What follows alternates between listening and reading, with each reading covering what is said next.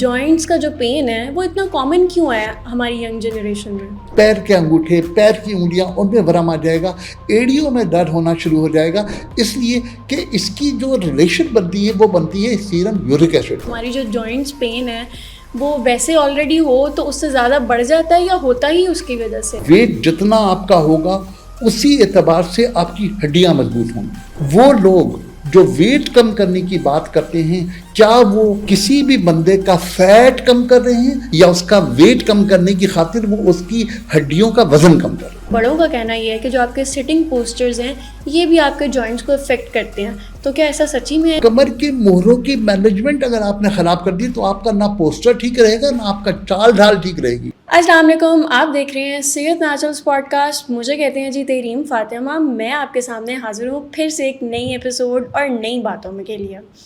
آپ کے لیے لے کے آئی ہوں آج ایک بہت اچھا ایپیسوڈ جس میں ہم بات کریں گے آرتھرائٹس اور جوائنٹس پین کی۔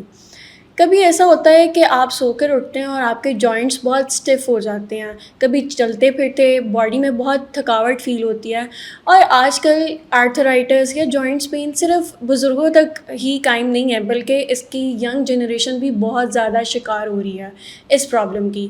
لیکن سوال یہ اٹھتا ہے کہ کیا ہم اس پرابلم کو اپنے کچن سے یا پھر نیچرل کیئر سے ٹھیک کر سکتے ہیں؟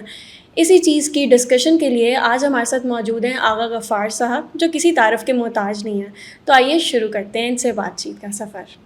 السلام علیکم سر، کیسے ہیں آپ؟ وعلیکم السلام سر کیسے ہیں آپ؟ الحمدللہ۔ سر بہت شکریہ، آپ تشریف لائے ہمارے لیے اور ہمارے ویورز کے لیے۔ سر میں آپ سے پوچھنا چاہوں گی کہ آرتھرائٹس یا جوائنٹس کا جو پین ہے وہ اتنا کامن کیوں ہے ہماری ینگ جنریشن میں؟ دیکھیے ٹیکنیکلی پہلے ان تمام چیزوں کو الگ الگ کر لیجیے۔ جی سر۔ ایک تو ہے جوائنٹ پین، جی۔ ایک ہے آرتھرائٹس، اور ایک آپ نے ابھی تذکرہ کیا کہ صبح سو کر اٹھو تو جوڑوں میں درد ہے۔ جی۔ دس از ڈفرینٹ۔ جب تک کہ ہم ان تینوں چیزوں کو الگ نہیں کریں گے، میرا نہیں خیال کہ ہم بہت ساری چیزوں کے حل کی طرف جا سکیں گے۔ ہم پہلے بات کرتے ہیں آپ کی بات پر کہ جب صبح سو کر اٹھیں تو پتہ چلا کہ جسم کے چھوٹے جوڑ اٹکے بہت سخت ہیں اور اسٹف ہیں اور اٹھنے میں پرابلم ہو رہا ہے اور چلنے میں پرابلم ہو رہا ہے۔ لیکن ایسے لوگوں میں یہ بات بڑی کامن ہے کہ جب وہ اٹھ کر چلتے ہیں تو 5 7 10 قدم کے بعد وہ پھر نارمل ہو جاتے ہیں۔ جی۔ اور پھر وہ یہ کہتے ہیں کہ اگر میں موو کر رہا ہوں تو کوئی مسئلہ نہیں ہے، لیکن میں اگر بیٹھ جاؤں گا تو پھر کھڑے ہو کے میرے لیے مشکل ہوگی۔ بالکل۔ اس کو میں اس لائن میں لے کر آؤں گا جس لائن میں کو میں گاؤٹ کہہ رہا ہوں۔ بنیادی طور پر گاؤٹ کی جو پہچان ہے یا گاؤٹ کی جو تعریف ہے وہ یہ ہے کہ چھوٹے جوڑوں میں ہونے والا وہ درد جو آرام کے بعد بڑھ جائے، جی، پرومیننٹ انڈیکیشن کہ جو آرام کے بعد بڑھ جائے۔ یہ آپ نے کہا نا صبح سو کر اٹھیں تو تکلیف ہو، تو آرام کے بعد جب اٹھیں گے تو تکلیف بڑھ جائے گی، اور آرام کا وقفہ جتنا چھوٹا ہوگا اتنی تکلیف کم بڑھے گی، جتنا آرام کا وقفہ بڑھ جائے گا اتنی زیادہ تکلیف بڑھ جائے گی۔ جی۔ اگر آپ 8 گھنٹے 9 گھنٹے سو کر اٹھ رہے ہیں تو آپ کی تکلیف اسی اعتبار سے بڑھی بھی ہوگی۔ دس از ڈیفینیٹلی گاؤٹ۔ گاؤٹ کا مطلب بنیادی طور پر چھوٹے جوڑوں میں درد کا ہونا، انگلیاں تکلیف میں آ جائیں گی، اس میں ورم آ جائے گا، پیر کے انگوٹھے، پیر کی انگلیاں، ان میں ورم آ جائے گا، ایڑیوں میں درد ہونا شروع ہو جائے گا، اس لیے کہ اس کی جو ریلیشن بنتی ہے وہ بنتی ہے سیرم یورک ایسڈ سے۔ اگر یورک ایسڈ لیول بڑھا ہوا ہے تو پھر اس کا مطلب یہ ہے کہ وہ یورک ایسڈ جو کہ ایک بھاری چیز ہے اور وہ آرام کی صورت میں چھوٹے جوڑوں میں جمع ہو رہا ہے۔ اب اس چھوٹے جوڑوں سے نکالنے کے لیے مجھے موومنٹ کرنی ہے، مجھے نکالنا ہے، مجھے ایکسرسائز کرنی ہے، مجھے چلنا ہے، تب کہیں جا کر کے میں اس یورک ایسڈ کو بہتر کر سکتا ہوں جو میری گاؤٹ کی بنیاد ہے۔ اچھا، یہاں پر ایک چھوٹی سی وضاحت کرنا چاہوں گا۔ عام طور پر یہ سمجھا جاتا ہے کہ مردوں میں 7.2 تک یورک ایسڈ نارمل ہے، جی، اور خواتین میں 6.2 تک نارمل ہے۔ بالکل سر۔ میں ذاتی طور پر اس کا مخالف ہوں۔ میں یہ جانتا ہوں کہ ایک شخص جو اسٹینڈرڈ آف WHO ہے، میں اس کی بات کر رہا ہوں، کہ ایک شخص جو پورک کھا رہا ہے، جو وائن پی رہا ہے، جس کی موومنٹ کوئی نہیں ہے, جس کو کوئی کام نہیں کرنا ہے, اگر وہ کام کرتا ہے تو 5 دن اگر محنت کرتا ہے تو 2 دن عیاشی میں اڑا دیتا ہے. اسے نہ مستقبل کی فکر ہے, نہ اسے صحت کی فکر ہے, نہ اسے اپنی بیماری کی فکر ہے, نہ اسے نوکری چلے جانے کا خوف ہے. وہ بس 5 دن کام کرتا ہے اور 2 دن اڑاتا ہے, خدا حافظ, باقی ہر چیز کی ذمہ دار گورنمنٹ ہے. اس کا جو مینٹل لیول ہے وہ بالکل ڈفرینٹ ہے. اور وہ شخص اگر اس کا 7.2 یورک ایسڈ ہے, اٹ مینز وہ نارمل سے کراس کر گیا ہے. اب دوسرا ایک شخص جو کوشش کرتا ہے کہ بڑا حلال قسم کا, بڑا کامن سا تھوڑا سا گوشت کھائے, کچھ سبزیوں پہ گزارا کرے, کچھ دال پہ گزارا کرے, اور میڈیم کلاس کا بہت یہ کہوں کہ تنگ ہاتھ کے ساتھ گزارا کرے, آپ کے خیال میں اس کا 7.2 پہ نارمل ہوگا؟ ڈیفینیٹلی نہیں. پھر میرے نزدیک تیسرا ایک اور مسئلہ ہے, وہ یہ کہ وہ لوگ جو بڑی ایمانداری سے ویجیٹیرین ہیں, جی, جو صرف سبزیاں کھاتے ہیں ویجیٹیبلس میں, اور گوشت بالکل نہیں کھاتے, آپ کا کیا خیال ہے 7.2 پہ ان کا درد شروع ہوگا؟ نہیں, ان کا درد جو ہے وہ 4.5 اور 5 پہ شروع ہو جائے گا. خواتین جو ہیں ان کا درد 4.5 پہ شروع ہو جائے گا. آپ یقین کیجئے کہ ہمارے معاشرے میں وہ عورتیں جو یہ علامتیں میں عرض کر رہا ہوں کہ صبح اٹھنا اور ایڑیوں میں درد کا ہونا اور چلنے کے بعد اس درد کا کم ہو جانا, یہ خواتین اگر اپنا یورک ایسڈ ٹیسٹ کروائیں تو ان کا یورک ایسڈ آئے گا 5.2. رپورٹ کے لحاظ سے وہ نارمل ہے, لیکن میرے لحاظ سے وہ ٹھیک نہیں ہے, اس لیے کہ وہ جس ایج سے یا جس ایریا سے تعلق رکھتی ہیں, جو ان کا ہیلتھ کا معیار ہے, یا جس سوسائٹی سے وہ تعلق رکھتی ہیں, وہاں پر 4.5 پہ درد شروع ہوتا ہے اور 5 پر جا کر درد شدید ہونا شروع ہو جاتا ہے. تو ایک تو دردوں کے حوالے سے اگر میں گاؤٹ کو ڈیفائن کروں تو میرا اپنا خیال یہ کہ یہ گاؤٹ کی ہم ایک چھوٹے جوڑوں کی تکلیف کی بات کریں. جی, اب ہم بات کرتے ہیں بڑے جوڑوں کی. بالکل. بڑے جوڑوں میں آپ کے خیال میں سب سے زیادہ امپورٹنٹ جوڑ کون سا ہے؟ ہمارے گھٹنے. گھٹنا ہمارا سب سے امپورٹنٹ جوڑ ہے. اس کے بعد دوسرا جو امپورٹنٹ ہے وہ ہے کمر کا موہرا L4 اور L5. میں ڈیفائن اس طرح کروں آپ کو کہ اگر کبھی کسی نے ایک اسکیلیٹن دیکھا ہے, ڈھانچہ دیکھا ہے, تو کھوپڑی, گردن کے مہرے, رب کیج, کمر کے مہرے, ہپ کیج اور ٹانگیں, یہی انسان ہے.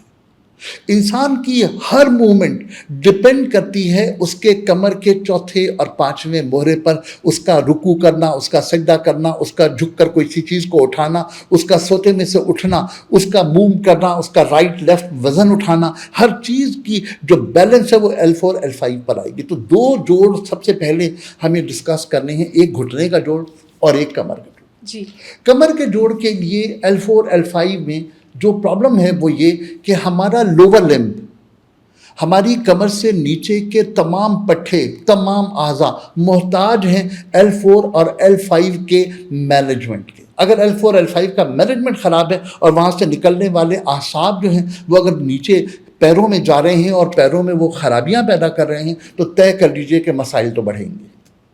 دوسرا جوڑ گھٹنا. جی, گھٹنے کے بارے میں ہمارے ہاں جو عام طور پر ہے کہ جی گھٹنے کا جوڑ اگر ہو رہا ہے, درد ہو رہا ہے, تو آپ واک کیجیے.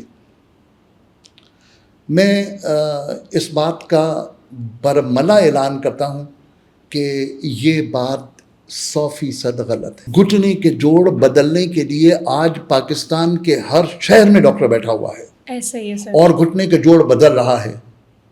خدا کے لیے ایک مرتبہ اپنے پیر کے پنجوں کو دیکھ لیجئے, اپنے پیر کی مینجمنٹ کو دیکھ لیجئے.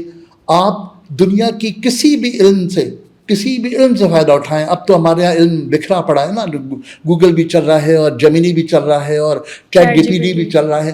آپ پوچھ لیجئے کہ آپ کے پیر کی شیپ کون سی ہونی چاہیے جو نارمل ہے, کتنی ہے جو ایب نارمل ہے. جو ایب نارمل ہے اس میں جو امپورٹنٹ موسٹ ہے وہ ہے فلیٹ فٹ. اور میں یہ دعویٰ کر رہا ہوں کہ دنیا کی کسی بھی آرمڈ فورس میں کوئی بھی ایسا شخص جس کے پیر فلیٹ ہوں وہ اس کے اندر انٹری نہیں لے سکتا. دنیا کے کسی بھی فوجی کا پیر فلیٹ فٹ نہیں ہو سکتا. یہ دعویٰ میں ایم ہی نہیں کر رہا, اس کے پیچھے پوری سائنس ہے. اس کے پیچھے سائنس یہ ہے کہ اگر آپ کے پیر کی مینجمنٹ خراب ہے تو اس کا مطلب آپ کے گھٹنے کے جوڑ ضرور خراب ہوں گے. اور ہماری مصیبت یہ ہے کہ کیونکہ پیر کے گھٹنے کے جوڑ بدلنے میں مجھے پیسے بہت ملتے ہیں، لہٰذا میں نے پوری دنیا کو اس پہ لگا رکھا ہے کہ گھٹنے کے جوڑ بدل دو، لیکن میں نے یہ نہیں تربیت دی کہ تمہارے پیر کے پنجوں کے شیپ کی وجہ سے تمہارے گھٹنے خراب ہو رہے ہیں، تمہاری چال خراب ہو رہی ہے، تم بجائے سیدھا چلنے کے تم یوں چل رہے ہو، اور اس کی وجہ سے تمہارے کمر کے مہروں میں بھی فرق پڑ رہا ہے. اور اگر کوئی شخص چلنے کے میکینزم کو سمجھ لے تو ڈیفینیٹلی وہ ان تمام چیزوں کو سمجھے گا اور ان تمام چیزوں کو فالو کر پائے گا. ہم بات کر رہے تھے جوڑوں کی، جوڑوں کے درد کی. تو گھٹنے کے جوڑوں میں اگر درد ہو رہا ہے تو اس کو آپ کا مدعا یہ ہے کہ اس کو کیسے ہم جڑی بوٹیوں سے یا کچھ ایکسرسائز سے کیسے ٹھیک کریں. جی بالکل. میں آپ سے عرض کروں کہ وہ لوگ جو گھٹنے کے جوڑوں کو ٹھیک کرنے کے لیے واک کرتے ہیں وہ اپنے اوپر ظلم کرتے ہیں. گھٹنے کے جوڑ کو ٹھیک کرنے کے لیے 2 ایکسرسائزز میں عرض کر دیتا ہوں. جی سر. پہلی بات تو یہ کہ بالکل سیدھے لیٹ جائیں، اپنی کمر سیدھی رکھیں، اپنی دائیں ایڑی کو ہلکے ہلکے گھسیٹتے ہوئے قریب لائیں. گھٹنا اوپر جائے گا، ایڑی قریب آ جائے گی، پھر واپس اسی ایڑی کو گھسیٹتے ہوئے واپس لے جائیں. It takes 5 Times. 5 مرتبہ یہ کیجیے رائٹ کے ساتھ اور 5 مرتبہ کیجیے لیفٹ کے ساتھ. کیا خیال ہے گھٹنوں کی ایکسرسائز ہوئی یا نہیں ہوئی؟ جی. لیکن گھٹنے پر کسی بھی قسم کا بوجھ نہیں پڑا. بالکل. واک کریں گے تو باڈی کا بوجھ ہی گھٹنوں پہ پڑ رہا ہے، صرف گھٹنوں پہ پڑ رہا ہے. تو جو گھٹنوں پہ جوڑ پہ فرق پڑ رہا ہے باڈی ویٹ کا، میں نہیں چاہتا کہ پڑے، اس لیے کہ اس باڈی ویٹ کے ساتھ جو لوگ مصیبتوں کے ساتھ ایکسرسائز کرتی ہیں ان عورتوں کو میں نے دیکھا کہ بیچاری 20 منٹ پورے کرنے کے لیے اپنے پیروں کو گھسیٹ رہی ہوتی ہیں اور پتہ نہیں کیسے کیسے چل رہی ہوتی ہیں کہ جی ڈاکٹر نے کہا ہے کہ 20 منٹ مجھے واک کرنی ہے اور 50 منٹ واک کرنی ہے. دس از جسٹ نان سینس. اپنے گھٹنے کو برباد کرنے کے لیے یہ سب کچھ ٹھیک ہے، ادروائز آپ کی مہربانی ہوگی ہلکی سی ایکسرسائز کیجیے. کوشش کیجیے کہ آپ کے گھٹنے کے جوڑوں پر وزن نہ ہو. تو پہلی ایکسرسائز میں نے عرض کی کہ بستر پر لیٹ کر آپ ایڑی کو گھسیٹتے ہوئے قریب لائیے، ایڑی کو گھسیٹتے ہوئے باہر لے جائیے. اسی طرح لیفٹ کیجیے، اسی طرح رائٹ کیجیے. اس کے بعد ایک ایکسرسائز اور. جی سر. وہ یہ کہ اپنے پیروں کو سیدھا رکھیے، کچھ اوپر لے جائیے 8 سے 10 انچ، رکیے، 3 مرتبہ پڑھیے سبحان اللہ سبحان اللہ سبحان اللہ. پھر اس کو اور اوپر لے جائیے، پھر 3 مرتبہ پڑھیے سبحان اللہ سبحان اللہ سبحان اللہ. پھر درمیان میں لائیے سبحان اللہ سبحان اللہ سبحان اللہ اور نیچے رکھ لیجیے. 5 مرتبہ یہ کیجیے، پھر 5 مرتبہ لیفٹ کو کیجیے. کیا ہوگا؟ یہ جو آپ کے سارے مسلز ہیں جو آپ کے لوور لمب کو کنٹرول کرتے ہیں، آٹومیٹکلی ان کی ایکسرسائز ہوگی اور ہم جوڑوں کے درد کو بہتر کر سکیں گے. بالکل.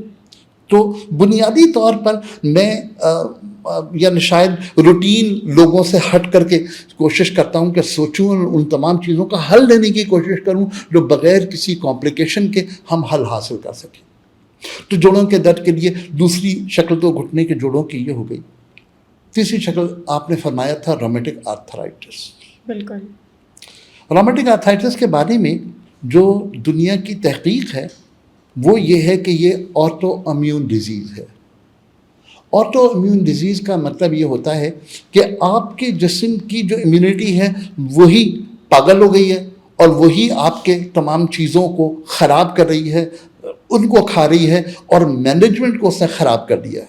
آٹو امیون کا مطلب یہ ہوتا ہے. اگر میری بات تھوڑی سی سمجھنے کی کوشش کریں کہ امیونٹی جو ہے جو ہمارے جسم میں مرض سے مقابلہ کرنے کی ایک صلاحیت ہے وہ امیونٹی ہے، اور وہ امیونٹی پاگل ہو گئی ہے اور وہ ہمارے ہی دوست جراثیم کو مار رہی ہے.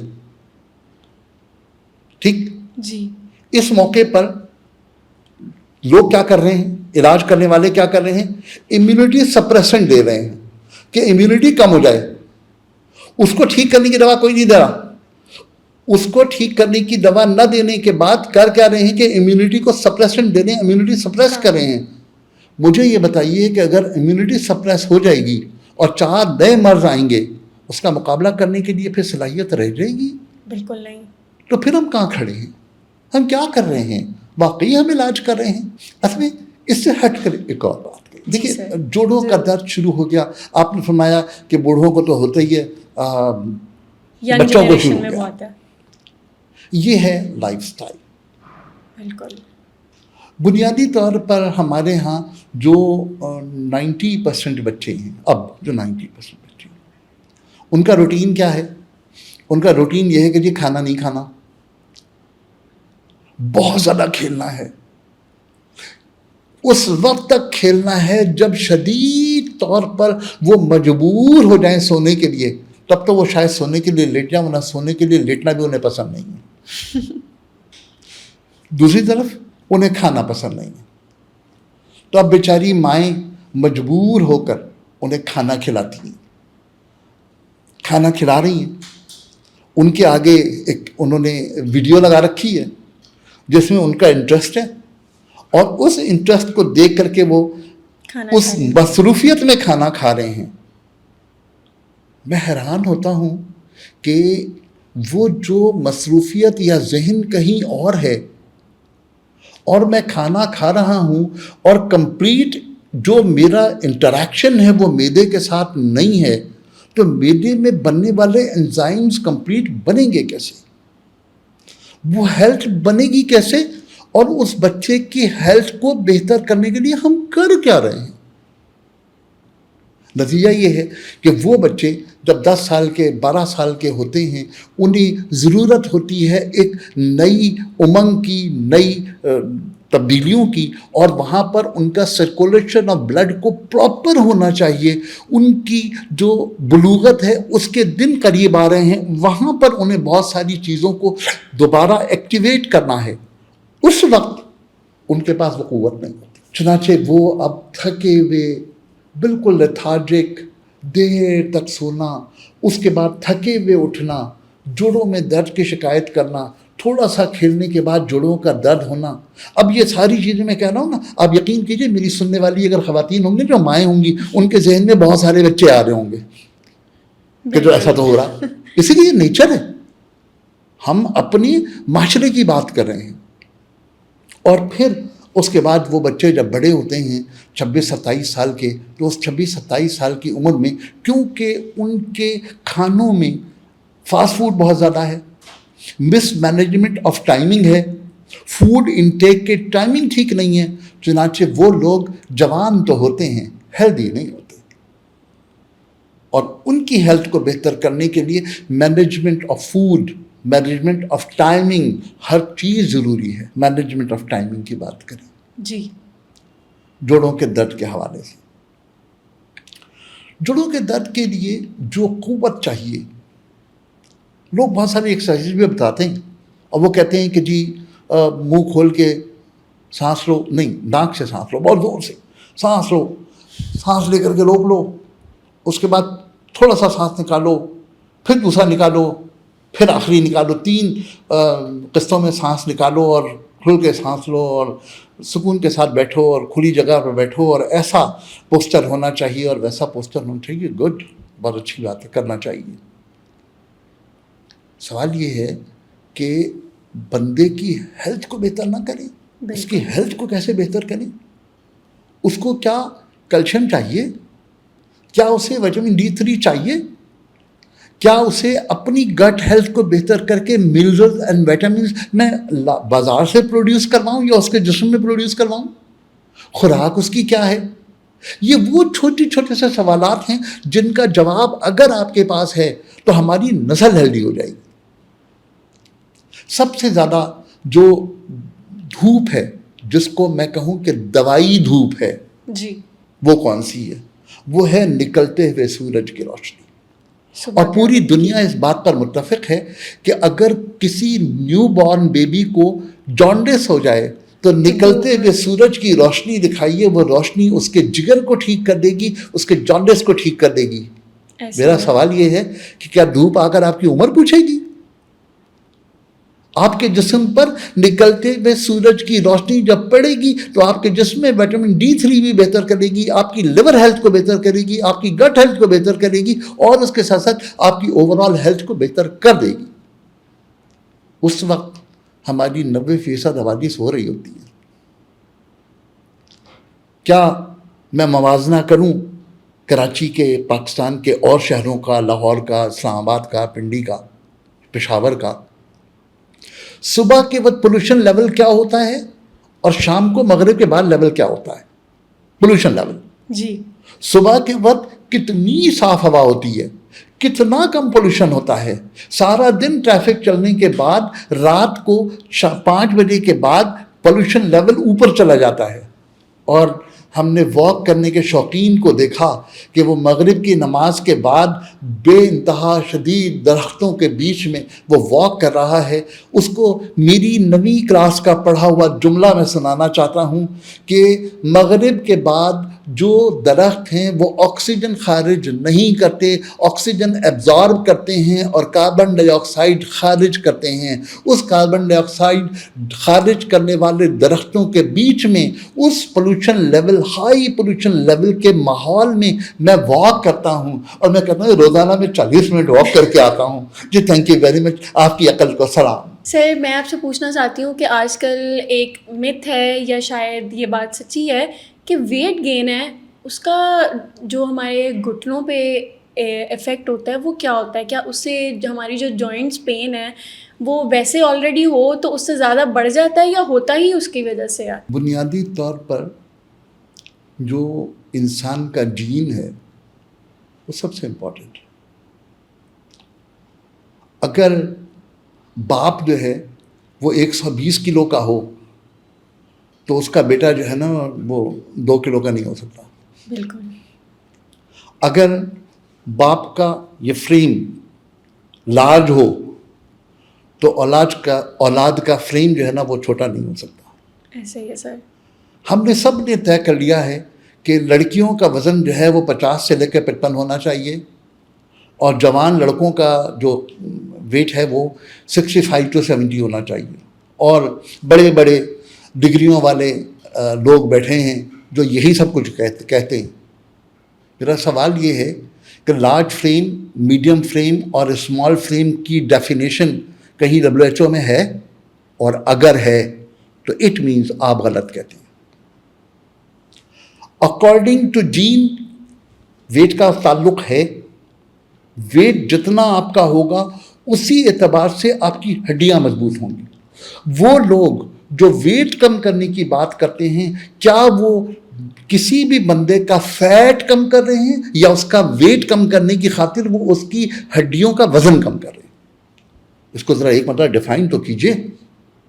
ویٹ کم کروا کے تالیاں بجانا یہ میرا کام نہیں ہے. میرا کام یہ ہے کہ لوگوں کو یہ سمجھانا کہ میٹابولک ریٹ اگر اچھا ہوگا تو ویٹ خود بخود کم ہو. کیا زندگی میں کسی بھی شخص نے ایسے شخص کو دیکھا ہے جو لکڑ ہضم، پتھر ہضم جو کھاتا ہے وہ فوراً ہضم ہو جاتا ہے؟ کیا کبھی اس شخص کو موٹا ہوتے دیکھا ہے؟ ایسا پاسبل نہیں ہے، ممکن نہیں ہے.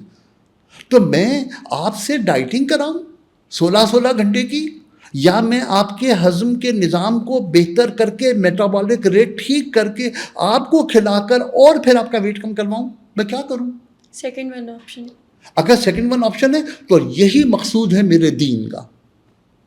یہی مقصود ہے میرے دین کا کہ صبح اپنی انرجی کے لیے لو، دوپہر میں کھانا کھاؤ، دوپہر میں کھانا کھا کے کچھ دیر آرام کرو. یہ میرے دین کا تصور ہے.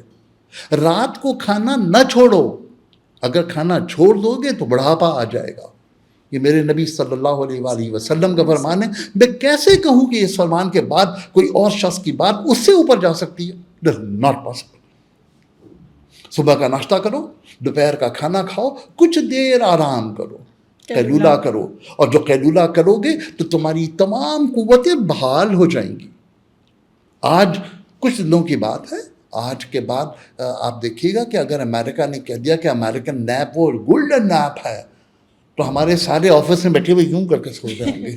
پاور نیپ آج کل ایک ورڈ. Power nap. وہ اللہ کے بندے، یہ تو 1400 سال ہے. میرے نبی نے فرمایا تھا کہ دوپہر کھانا کھانے کے بعد قیلولہ کرو اور سیدھی کروٹ لیٹو. سیدھی کروٹ لیٹو. سیدھی کروٹ لیٹنے کی حکمت کیا ہے؟ کبھی اگر کوئی شخص سائنس جانتا ہو، جو جانتا ہو کہ انسانی اناٹمی کیا ہے، فزیولوجی کیا ہے، اس کی تمام چیزیں کیسی ہیں تو اس کو اندازہ ہوگا کہ سیدھی کروٹ لیٹنے کا مطلب کیا ہوتا ہے، اور سیدھی کروٹ لیٹنا ہے تو پھر نیچے ہاتھ رکھنے کا مطلب کیا ہوتا ہے. اگر اس کو ہم اس سائنس کو سمجھ لینا تو ہمیں یقین کیجئے کہ ہم بہت سارے مسائل کو ٹھیک کر دیں گے. ہماری بات ہو رہی ہے وزن کی. جی. وزن جین کا حصہ ہے. وزن کم کرنے کی بہت ساری کوششیں بے وقوفی کی حد تک جاتی ہیں. ان تمام ڈائٹ پلان پر میں نے بک لکھی ہے، اور ہر ڈائٹ پلان پر میں نے چند سوالات کیے ہیں جس کا جواب کسی نے نہیں دیا. یہ اس وقت کی بات ہے جب ایٹکن زندہ تھا، جب اس وقت ایٹکن ڈائٹ کا بڑا ذکر ہوتا تھا کہ یہ ساری چیزیں چھوڑ دو، مرغی کھاؤ، انڈے کھاؤ، پروٹین ہی کھاؤ، پروٹین کھاؤ اور کارب چھوڑ دو. کیسے چھوڑ دوں؟ کاربز کے پورشن کے بغیر میری زندگی نہیں چلتی. اور وہ لوگ جو وزن کم کرنے کے خواہش مند ہیں، میری دو باتیں مان لیں. پورشن ڈائٹ لیں. پہلے یہ طے کریں کہ آپ کی عمر میں آپ کے قد کے لحاظ سے آپ کو کتنی کیلوریز روزانہ لینی ہے. ان کیلوریز میں سے آپ 250 کیلوریز مائنس کر دیجئے. ایک لڑکا یا ایک خاتون بچی 17 سال کی ہے، وہ عمر کے اس حصے میں ہے جہاں پر وہ چینج آف ہارمون کے زمرے میں آتی ہے. جی. کیا میں واقعی اسے 800 کیلوریز پر زندہ رکھوں؟ اس کے بعد اس کے جو مسائل ہوں گے، پھر وہ کیا واقعی اس کا وزن کم ہو کے پورے ہو جائیں گے؟ نیچر سے لڑ کر میں کہاں سے بہتر رہوں گا؟ نیچر یہی ہے کہ مجھے اس وقت ہائی کیلوری چاہیے. شاید لوگوں کو اندازہ ہو کہ 17 سے لے کر 22 سال تک کے لڑکے کو 2250 سے لے کر 2750 تک کیلوریز چاہیے اس کی گروتھ کو بہتر کرنے کے لیے. اور اس کو 500 اگر آپ کم کر لیں تو 1750 سے لے کر کے 2250 تک ایک لڑکی کو ضرورت ہے 17 سال کی. کیا واقعی ہم نے یہ اویئرنیس لوگوں کو دی ہے؟ نہیں. ہم لوگوں نے صرف نیگیٹو لوگوں کو سمجھایا ہے اور نیگیٹو دیا ہے. نتیجہ یہ ہے کہ جو لوگ یہ ساری چیزیں سنتے ہیں، اور ظاہر ہے کہ اب میڈیا کا زمانہ آ گیا ہے، سچ بولنے کا زمانہ ختم ہو گیا، تو میڈیا کے زمانے میں جو لوگ ہم ایبزارو کر رہے ہیں وہ لمبی بات بھی نہیں سنتے. میرا تجربہ یہ ہے کہ لمبی بات نہیں سنتے، مختصر بات سنتے ہیں. 3 منٹ کے اندر بات پوری ہو گئی تو ٹھیک ہے، ادروائز آپ، اور وہ بات نامکمل ہے، وہ بات مکمل ہو نہیں رہی، لیکن آپ اس کو اڈاپٹ کر رہے ہیں اس لیے کہ اس کے بعد اس نے جملہ کیا کہا تھا آپ کو نہیں پتا. اس نے تو شارٹ لگا کے اپلوڈ کر دیا ہے. اس کے بعد کیا ہونا ہے، اس کے بعد اس نے کیا کہا ہے اسے نہیں پتا. نتیجہ یہ نکلتا ہے کہ ہم لوگ ادھوری معلومات کے شوقین ہیں، اور ادھوری معلومات کی بنیاد پر بات کرتے ہیں. اور جس کے پاس ادھوری معلومات ہوتی ہیں وہ اس وقت ایک جملہ بول کر کے اپنے نمبر بناتا اور کچھ نہیں کرتا. تو آپ کی مہربانی ہوگی، کھانے پہ توجہ دیجیے، کھانے کے اسٹائل کو چینج کیجیے. صبح کے ناشتے میں آپ کو کیا لینا ہے، دوپہر کیا لینا ہے، رات کو کیا لینا ہے. جہاں تک تحقیق کا تعلق ہے کہ یہ تحقیق ہوئی ہے کہ یہ کر لو، یہ تحقیق ہوئی ہے کہ یہ کر لو، یہ تحقیق ہوئی. تحقیق کا مطلب کیا ہے؟ کیا تحقیق نے مارجرین کو الاؤ نہیں کیا تھا؟ آج مارجرین کہاں کھڑی ہے قانونی طور پر؟ کیا تحقیق نے بناسپتی گھی کو الاؤ نہیں کیا تھا؟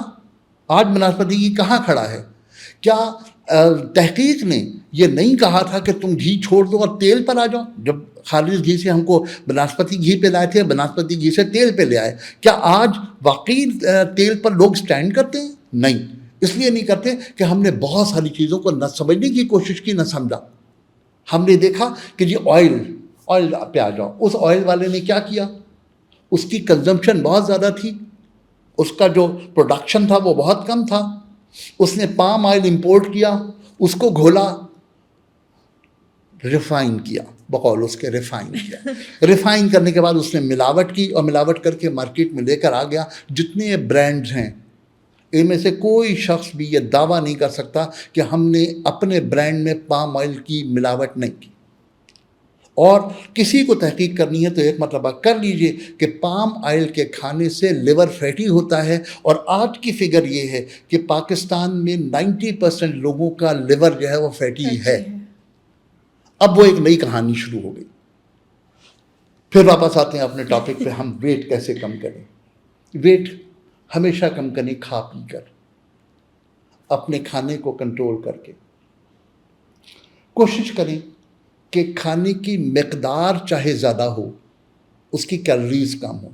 कैलोरी कैलकुलेशन करना सीखिए। हमारे यहाँ कैलोरी कैलकुलेशन पर भी बहुत सारी गलत बातें हैं, बहुत गलत बातें हैं। बिरयानी का नाम सुनकर लोग मुंह चढ़ाते हैं, दही बड़े का नाम सुनकर लोग मुंह चढ़ाते हैं। वो लोग मुंह चढ़ाते हैं जिनको ये भी नहीं पता कि पाकिस्तान में दही बड़े बनते कैसे हैं। मैं एक लतीफ़े की बात कहूँ, प्रोटीन डाइट खानी है। लोग बहुत सारी प्रोटीन डाइट खाते हैं, आपके भी जहन में आ रही होंगी कि कुछ चिकन होगा, कुछ मटन होगा, कुछ बीफ होगा, कुछ अंडे होंगे। मैं आपसे अर्ज़ करूँ, प्रोटीन डाइट है पकौड़ों की कड़ी। अब मुझे बताइए कि क्या चने में प्रोटीन है? चना प्रोटीन के बगैर नहीं होता, दही प्रोटीन के बगैर नहीं होता। नहीं।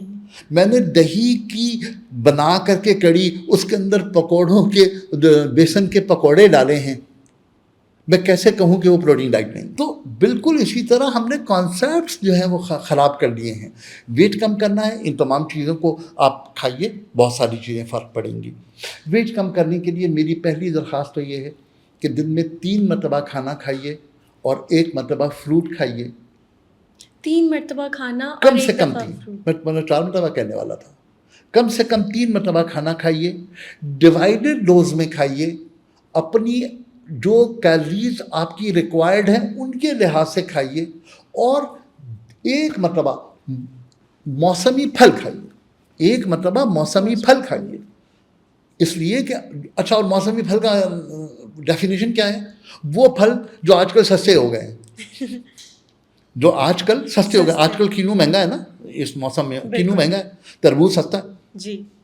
तो जो फल सबसे सस्ता मिल रहा है वो उस मौसम का फल है, वो आप दिन में 1 मरतबा ज़रूर खाइए। बस एक चीज़ ज़हन में रखिएगा कि उस फल में केमिकल कितना इस्तेमाल किया हुआ है, रंग कितना इस्तेमाल किया हुआ है, मिठास के लिए इंजेक्शन कितने लगाए हुए हैं, ये मालूम करना आपकी ज़िम्मेदारी है। उसके साथ मेरी एडवाइस ये है कि कम से कम 3 मरतबा खाना और 1 मरतबा फ्रूट का इस्तेमाल करें और इसको रूटीन में रखें।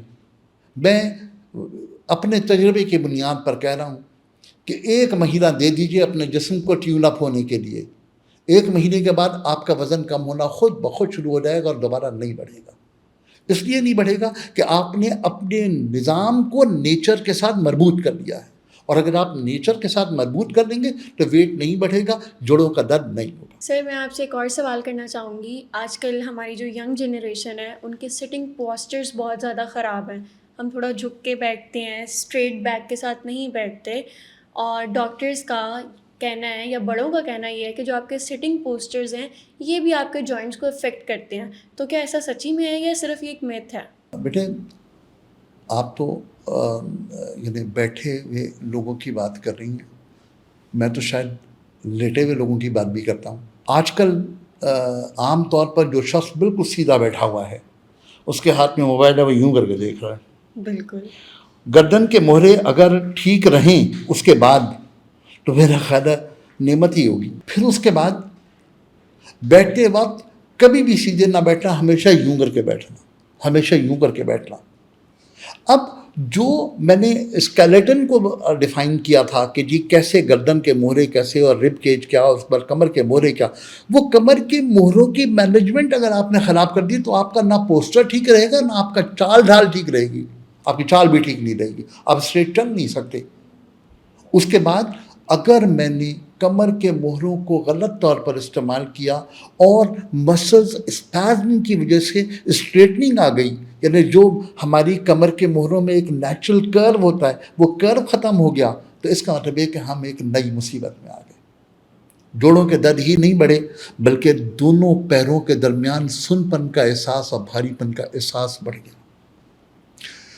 वो लोग जो कहते हैं कि हड्डियों को बेहतर करने के लिए विटामिन D3 के इंजेक्शन जो है वो पानी में डाल के ले लो, तो कैप्सूल खा लो, उनको मेरा मशवरा ये है कि सुबह 7:30 मिनट फजर की नमाज के बाद धूप में खड़े हो जाएं, घर की छत पे चले जाएं, मजबूरी हो तो खिड़की खोल कर खड़े हो जाएं। उस वक्त का एक لے لیں کہ وہ ایک بہترین وقت ہے فائدہ اٹھانے کا.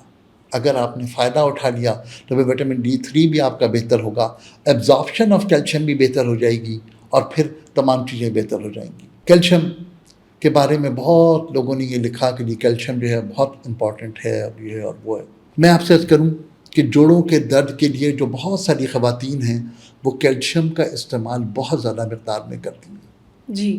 کسی نے بھی کان میں کہہ دیا کہ تمہارے پیروں میں درد ہو رہا ہے, اچھا ٹھیک ہے ایک گولی کیلشیم کی کھا لو. کیلشیم کی ڈیفیشنسی ہے تو. ہاں, کیلشیم کی ڈیفیشنسی. کیا کسی کو معلوم ہے کہ کیلشیم اگر جسم میں بڑھ جائے تو کیا ہوگا؟ کیا کسی کو پتا ہے کہ کیلشیم اگر ایبزارب نہیں ہوگا تو کیا ہوگا؟ کیا کسی کو پتا ہے کہ کیلشیم کی ابزارپشن کے لیے کن کن چیزوں کی بنیادی طور پر ضرورت ہے؟ یہ کسی کو نہیں پتا, عام طور پر لوگوں کو نہیں پتا. لیکن ایڈوائز کرنے میں سب سے پہلے ہے کہ جی وہ فلانی ڈی جو ہے نا وہ والی وہ کھا لو. دیکھیے, ایک عورت کے لیے ان تمام ہارمونز کی مینجمنٹ ضروری ہے جو کیلشیم کو ایبزارب کرتے ہیں. اب اللہ کا نظام ہے کہ ایک وقت آئے گا کہ ایک عورت اپنے ہارمون سے محروم ہو جائے گی, یا کم ہو جائیں گے, یا ختم ہو جائیں گے. وہاں پر جا کر کے اگر وہ کیلشیم کی گولی کھاتی ہے بغیر کسی ٹیسٹ کے, تو میں دعویٰ کرتا ہوں کہ وہ مصیبت اپنے لیے لا رہی ہے. مے بی پاسبل اس کا کارڈیک کیلشیم بڑھ جائے اور وہ دل کے دورے کی طرف چلی جائے. لہذا وہ خواتین اسپیشلی جو مینوپاز میں جانے کے بعد کیلشیم کھا رہی ہیں, ان سے میری درخواست ہے کہ ایک مرتبہ اپنا سیرم کیلشیم ضرور ٹیسٹ کروائیں.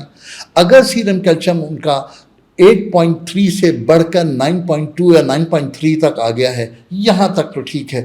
لیکن اگر وہ 9.2 سے اوپر جا رہی ہیں, بظاہر نارمل جو ہے 10.3 ہے, لیکن اگر وہ 9.2 سے اوپر جا رہی ہیں تو اس بات کا امکان ہے کہ یہ کیلسیفیکیشن ان کی اارٹا میں کیلشیم بڑھا دے اور کارڈیک کیلشیم بڑھ جائے, اور اس کی وجہ سے انہیں دل کا دورہ پڑ جائے. تو یہ بڑی میں بہت شاید سخت وارننگ کے ساتھ یہ جملے کہہ رہا ہوں کہ کیلشیم کھانے سے پہلے اپنا کیلشیم ٹیسٹ کرائیے, اور اگر کیلشیم کے بارے میں کمی ہو تو آپ کو حق ہے کیلشیم کھانے کا, لیکن کیلشیم کی ایبزارپشن کو ساتھ ضرور رکھیے. D3 اور K2 بہت ضروری ہے کیلشیم کی ایبزارپشن کے لیے. اگر آپ نے یہ تمام چیزیں استعمال کی تو آپ کے جوڑ بھی ٹھیک رہیں گے, جوڑوں کا درد بھی ٹھیک رہے گا, اور کسی قسم کی کوئی کمپلیکیشن نہیں آئے. سر بیک ٹو آر ٹاپک, ہم بات کر رہے تھے آرتھرائٹس کی. تو آرتھرائٹس میں جو آرتھرائٹس پیشنٹس ہیں ان کو کن کن چیزوں سے, کن کن کھانوں سے پرہیز کی ضرورت ہے, یہ ہمیں ضرور بتائیے گا پلیز. آرتھرائٹس کے بارے میں 2-3 چیزیں میں پہلے عرض کر دوں کہ آرتھرائٹس عام طور پر کیونکہ جینیٹک پرابلم ہے, تو جن لوگوں کو آرتھرائٹس ہو رہا ہے وہ اسے ڈیلے تو کر سکتے ہیں, لیکن جب آ جائے تو پھر ان کے لیے مسئلہ ہے. تو کیا یہ ریورسیبل نہیں ہے؟ ریورسیبل 100% ہے اگر زیادہ بڑھ جائے تو, لیکن جینیٹک ہے تو ہم اس کو ڈیلے کر سکتے ہیں. پہلا درجہ تو یہی ہوگا نا جی. تو ڈیلے کرنے کے لیے ہم کیا کریں گے؟ ایک دوا ہے طب یونانی میں, اس کا نام ہے سورنجان, سورنجان شیری, کالچیکم اس کو انگلش میں کہتے ہیں, اور اس کا جو ایکسٹریکٹ ہے دیٹس کولچیسلین. اب کولچیکم کو بھی اور کولچیسلین کو بھی اب پوری دنیا جانتی ہے کہ یہ کیسا ہے اور کتنا جوڑوں کے درد کے لیے بہترین ہے. دوسری بات, ایک اور دوا ہے اس کا نام ہے اسگندھ ناگوری. ہمارے ہاں اشواگندھا اب بڑی مشہور ہو گئی ہے. تو سورنجان شیری, اشواگندھا, اسگندھ ناگوری. تیسری دوا ہے موسلی سفید. جی. 3 ہو گئی. چوتھی دوا ہے سونٹھ, ڈرائیڈ جنجر. اور 5ویں دوا ہے اس کا نام ہے کرنجوا, مغز کرنجوا. کرنجوا کو عام طور پر فیور نٹ کہتے ہیں, فیور نٹ. اس کا چھلکا گرے کلر کا ہوتا ہے, اگر اس کو توڑ کر اس کا مغز استعمال کیا جائے تو یہ بہترین ہے. بنیادی طور پر یہ ورم کم کرنے کے لیے اور بخار اتارنے کے لیے. جوڑوں کے درد میں اگر سوجن ہو رہی ہے, ہلکی سی بخار کی کیفیت ہے, ٹوٹن کی کیفیت ہے, تو یہ نسخہ استعمال کیجئے جس میں اسگندھ ناگوری ہے, جس میں سورنجان شیری ہے, جس میں سونٹھ ہے, اور کرنجوا ہے, فیور نٹ ہے. یہ تمام چیزیں اگر آپ استعمال کر رہے ہیں تو یہ آپ ابتدائی طور پر جوڑوں کے درد کو اوائڈ کر رہے ہیں.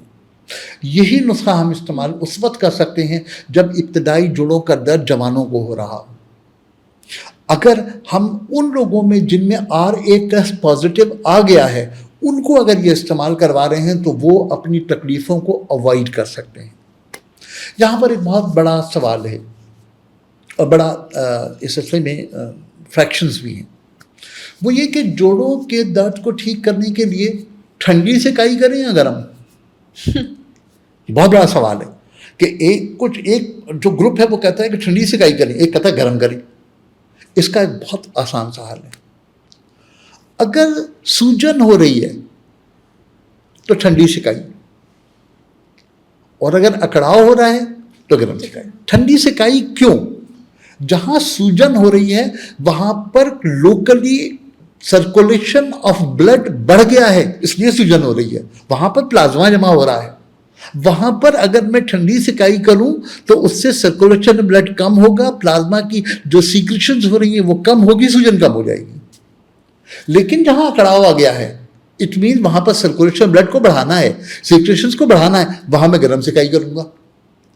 تو ٹھنڈی سکائی اور گرم سکائی دونوں دنیا کہتی ہے کہ کر لینی چاہیے. اس کی الگ الگ کرنا وہ میں نے درخواست کر دیا آپ سے. سر ہمیں یہ بھی بتائیے گا کہ سردیوں میں جوڑوں کی جو درد ہوتا ہے، جوڑوں کا درد، یہ بڑھ کیوں جاتا ہے؟ اس کی کیا وجوہات ہیں؟ ایک سائنس کا اصول ہے کہ گرمی میں چیزیں پھیلتی ہیں اور سردی میں سکڑتی ہیں، اور دنیا اس سائنس کو مانتی ہے. اس کا ایک چھوٹا سا مظہر ہے، وہ یہ ہے کہ آپ کسی بھی شہر میں چلے جائیے بائی ٹرین، جو ریل ہوگی، جو اس کی پٹری ہوگی، اس پٹری کے بیچ میں تھوڑا سا گیپ ہوگا. یہ گیپ کیوں رکھتے ہیں؟ پوری دنیا میں یہی اصول ہے، کوئی بات تو ہوگی نا. سائنس یہ ہے کہ گرمی میں کیونکہ چیزیں پھیلتی ہیں تو کہیں ایسا نہ ہو کہ وہ پٹری جو ہے وہ اٹھ جائے، لہذا گیپ رکھتے ہیں کہ اس کو پھیلنے کی گنجائش دیتے ہیں کہ تاکہ مل جائے.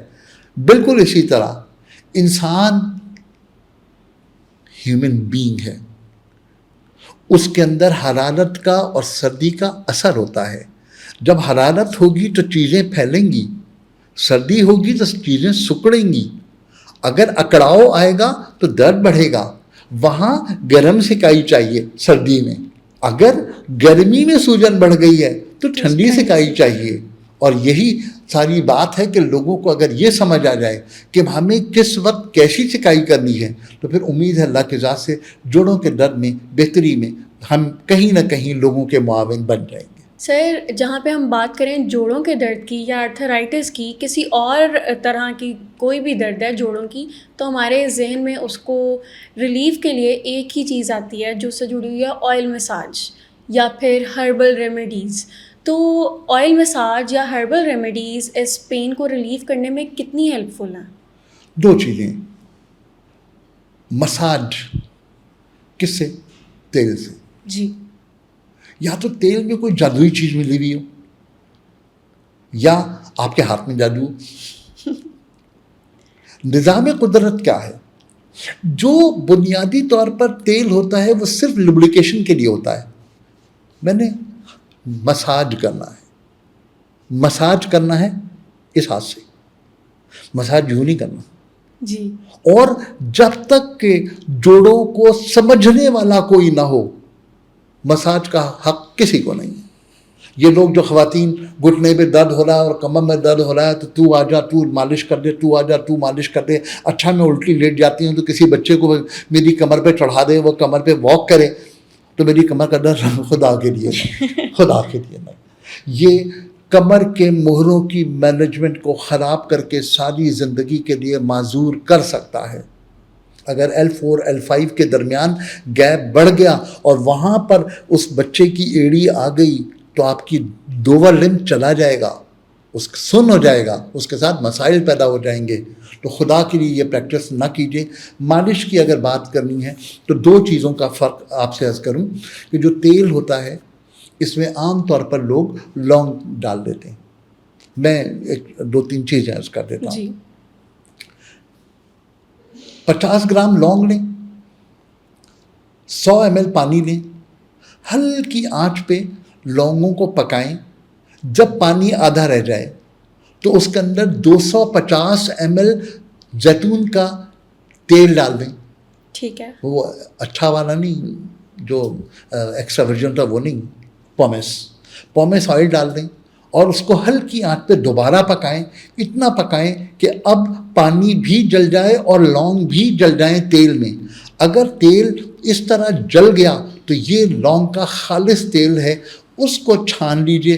یہ تیل آپ کو اس لیے زیادہ فائدہ دے گا کہ مالش کر لینے کے بعد بھی کیونکہ لونگ موجود ہے تو لونگ کے اندر جو فراری روغن ہیں وہ اس کے اندر موجود رہیں گے, وہ اریٹیشن پیدا کرتے رہیں گے, سرکولیشن بلڈ کو بڑھاتے رہیں گے, جو اکڑاؤ کی کیفیت اس کو کم کر دیں گے. میں نے لونگ میں پانی کیوں ڈالا, میں نے تیل میں ہی کیوں نہیں پکایا, اس کے پیچھے ایک سائنس ہے.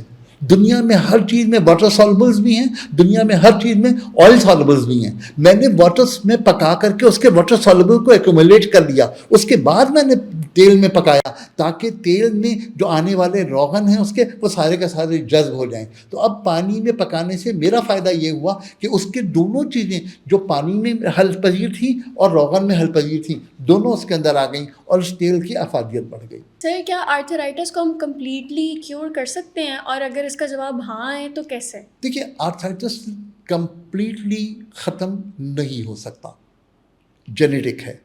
جی.